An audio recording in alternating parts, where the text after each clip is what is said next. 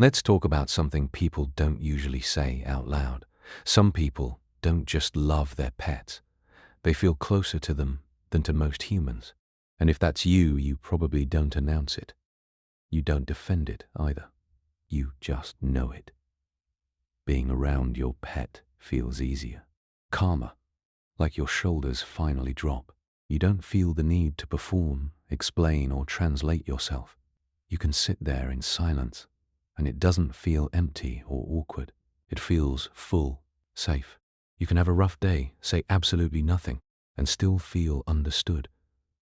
No small talk, no emotional balancing act, no pressure to be anything other than exactly how you are in that moment. And then you think about being around people, even people you care about. And something shifts. You start monitoring yourself, choosing words, managing tone, making sure you're not too much or too quiet or too distant. You're present, but you're also alert. And that low-level alertness gets exhausting fast. With your pet, none of that exists. They don't need updates on your mood. They don't take your quiet personally. They don't expect emotional availability on demand. They don't keep track of what you gave versus what they gave back. And maybe you've noticed this too. After spending time with people, you feel drained, like you need to recover.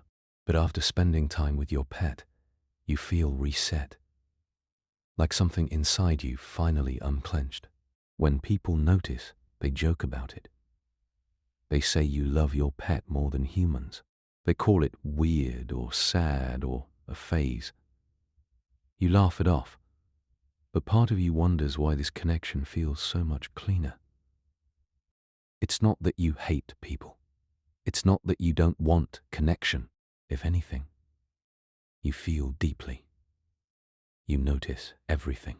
And maybe that's exactly why human connection can feel heavy sometimes. Pets don't come with emotional games or mixed signals. They show up the same way every day. What you see is what you get. And if you're someone who values peace over performance, safety over stimulation, calm over chaos, then of course this kind of bond feels natural.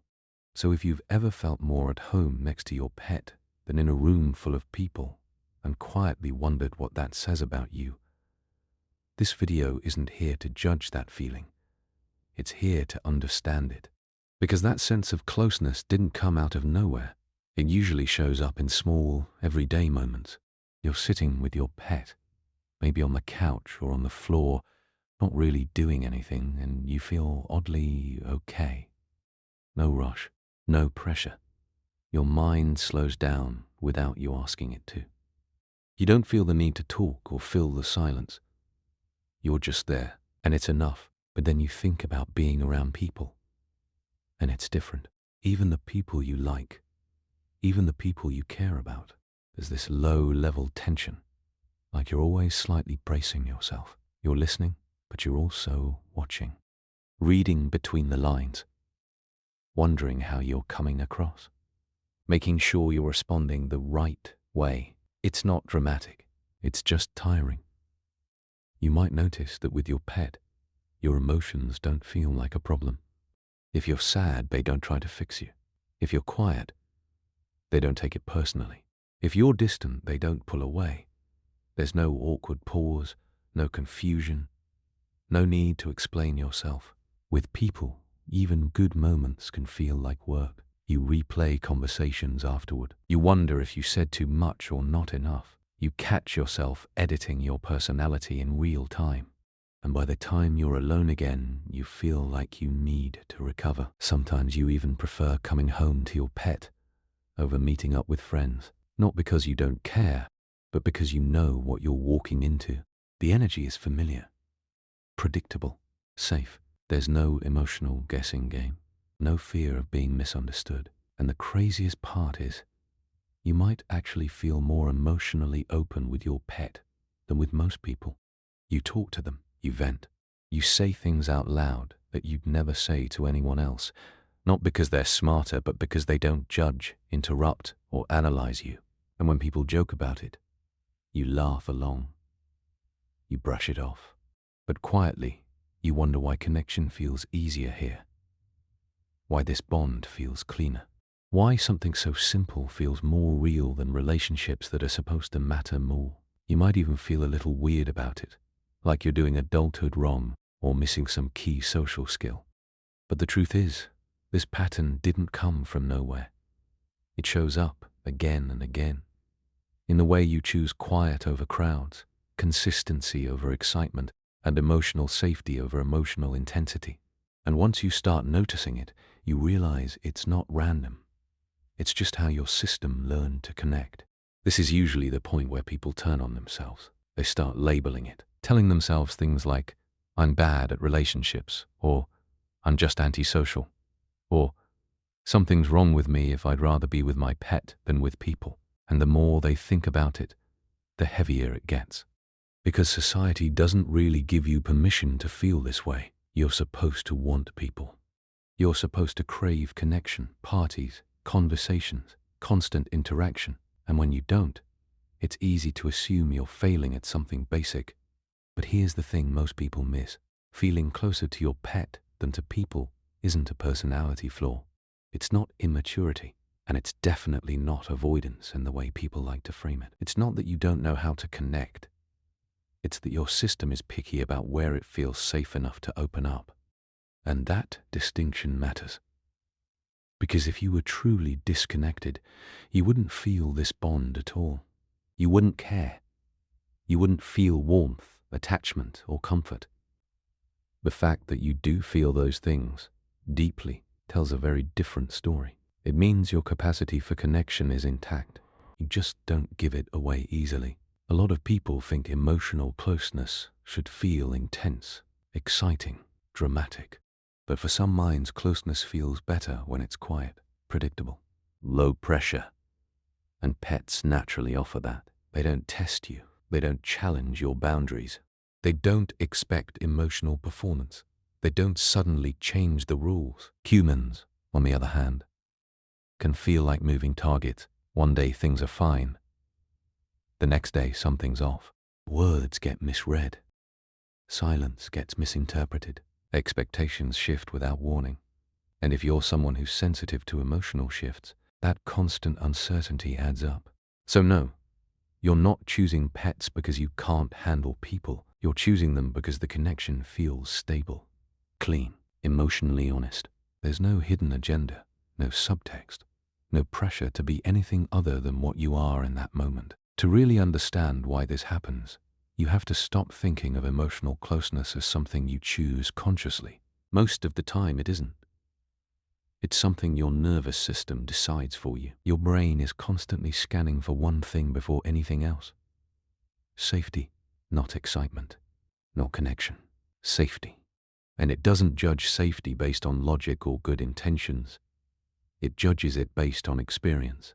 If your past taught you that people are unpredictable, emotionally demanding, or inconsistent, even in subtle ways, your system learns to stay guarded.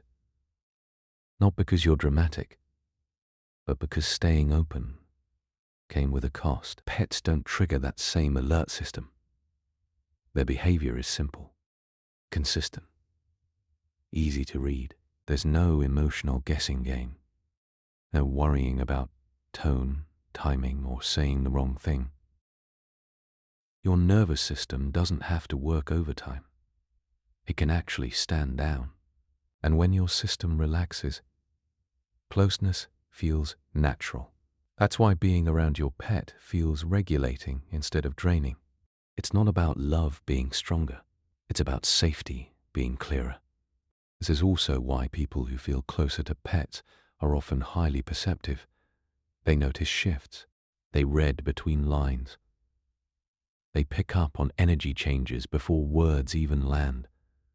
And while that makes them emotionally intelligent, it also means human relationships can feel overstimulating. Too many signals, too much uncertainty, too many emotional variables to track at once. Pets don't overload the system like that. Their signals are clean. Their responses are honest. There's no emotional multitasking required. Another piece people rarely talk about is control.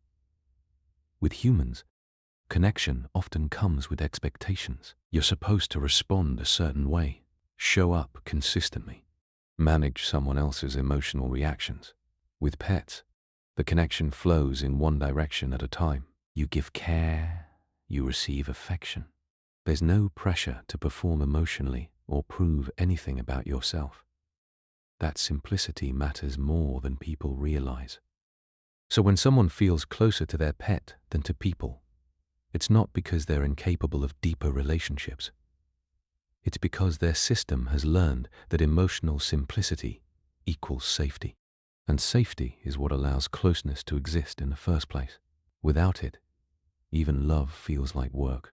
With it, connection feels effortless. That's why telling someone to just open up more completely misses the point. Openness isn't a decision. It's a response. It shows up when the system believes it won't be punished for being real. Pets offer that by default. Humans don't, always. And once you understand that, this stops being about preference and starts being about protection. So instead of asking, why do I feel closer to my pet than to people? The question shifts into something way more honest. What does my nervous system actually feel safe responding to? Because this isn't about choosing animals over humans. It's about choosing environments where your system doesn't have to armor up. Loving your pet more easily doesn't mean you're emotionally unavailable. It means you're emotionally selective. You're drawn to connection that feels clean instead of complicated, calm instead of charged. And that's not avoidance. That's self-regulation. Pets offer a kind of relationship where nothing needs to be negotiated. You don't have to explain your mood. You don't have to manage expectations. You don't have to worry about being misread. The connection just exists, steady and uncomplicated. And when your system finally experiences that kind of ease, of course it prefers it. This is where people misunderstand themselves. They assume that because connection with pets feels easier, something must be missing in them, like they're incapable of deeper human bonds. But what's actually happening is the opposite. You feel deeply enough to know when something costs too much. You're aware enough to notice when a relationship requires constant emotional effort. And instead of forcing yourself into spaces that leave you drained, your system naturally gravitates toward what feels sustainable. That's not weakness, that's awareness. And here's the important part. Feeling closer to your pet doesn't mean you don't want people in your life. It means your system hasn't found many human connections that feel equally safe yet. Safety comes before intimacy. Always. Until that box is checked, closeness will feel risky, no matter how much you care. So your nervous system does what it's designed to do. It seeks calm. It seeks predictability. It seeks connection without cost. When you see it this way, the guilt starts to fade. You stop asking what's wrong with you and start understanding what your system values. You realize this isn't about replacing people. It's about resting somewhere that doesn't demand emotional performance, somewhere you don't have to be on, somewhere your guard can finally drop without consequences. And once that pressure lifts, something interesting happens. You stop forcing connection altogether. You stop measuring yourself against how you think relationships are supposed to look. And instead, you let closeness form at its own pace, where and when it actually feels right. Not rushed, not justified, just honest. Professor Six script, identity lock. So maybe the real story here was never that you love animals more than people. Maybe the story is that your system learned where it could finally breathe, where it didn't have to explain itself, where it wasn't constantly scanning for emotional shifts or hidden expectations. When you look at it that way, this stops being something you need to justify and starts being something you can respect.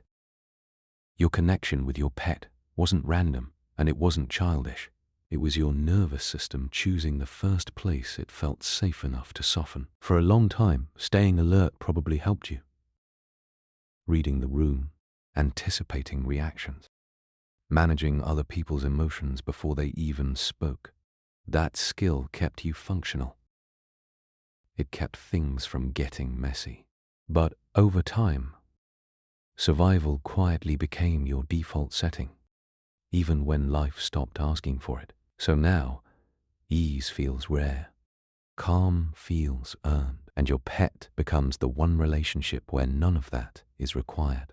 That doesn't mean you failed at human connection. It means you adapted early.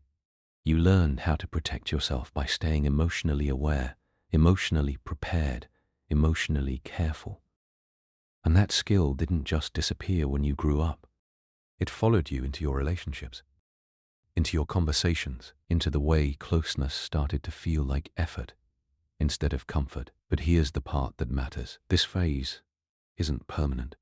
It's a pause, a place where your system rests before it learns to trust again. Pets often become that bridge. They show your nervous system what safe connection actually feels like. Not intense, not overwhelming, just steady, just honest. And once your system learns that closeness doesn't always come with cost, it slowly starts to open up again on its own timeline. So if you're someone who feels closer to your pet than to people, that doesn't mean you're disconnected from life. It means you found connection where it felt clean first.